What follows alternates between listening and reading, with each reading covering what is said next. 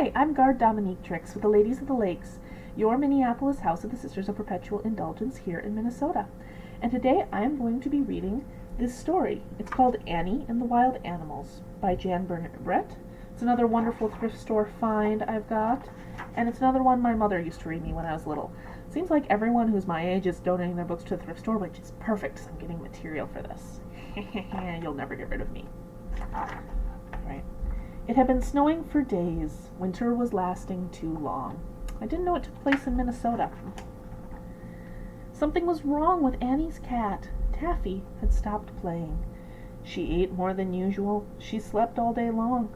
Annie found her curled up in strange places. Okay, Annie, there's nothing wrong with your cat. Your cat's just in winter. I totally don't resemble Annie's cat.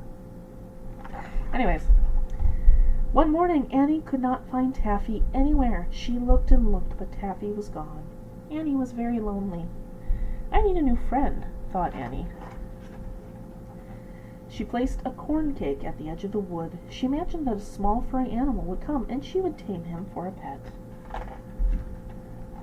The next morning the corn cake was gone and in its place stood a giant moose. He's too big to tame, thought Annie. I'll have to try again. That night Annie left another corn cake at the edge of the wood. The next morning the moose was back, and a snarling wildcat was there too. He's too mean to tame, thought Annie. Annie placed more corn cakes at the edge of the woods. The next morning a big growling bear was there, with the moose and the wildcat. He's too grumpy for a pet, thought Annie. Annie left as many corn cakes as she could and left them at the edge of the wood. At dawn, Annie heard the snarls and growls of the wild animals. There was the moose and the wildcat and the bear. They had been joined by a stag, his family, and a large gray wolf. Not one of them is soft and friendly like Taffy, thought Annie. All the next day, Annie made corn cakes and left them at the edge of the wood. All night long she heard the sounds of the wild animals eating the corn cakes. Where is this girl's parents?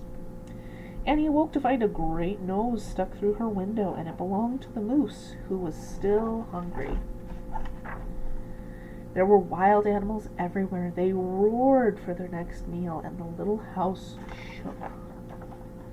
The animals wanted more corn cakes, but when Annie looked into the barrel of cornmeal, it was empty.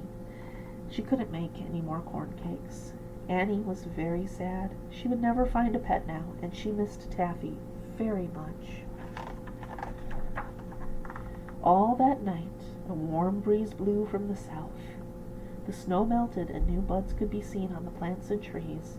The wood was coming alive again. By the next morning, the wild animals had gone back to the wood.